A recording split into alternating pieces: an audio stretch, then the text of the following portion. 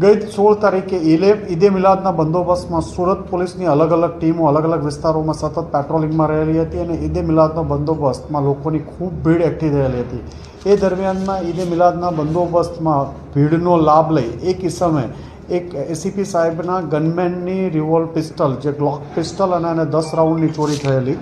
આ તપાસ દરમિયાન એક જે બંદોબસ્તમાં લીંબાજ બાલેશ્વર પાસેના આંજણા ફાર્મ રેલવે ગરનાળાની બાજુમાંથી આ પિસ્ટલ ચોરી થયેલાનું જાણવા મળ્યું હતું.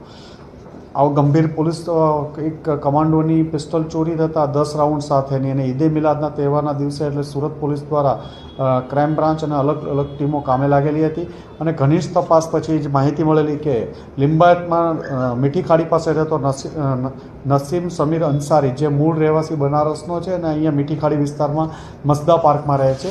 એની તપાસ દરમિયાન એ મળી આવેલો હતો અને એની પાસેથી પિસ્ટલ તથા 10 રાઉન્ડ એની પાસે એના ઘરેથી કબજે લેવામાં આવેલ.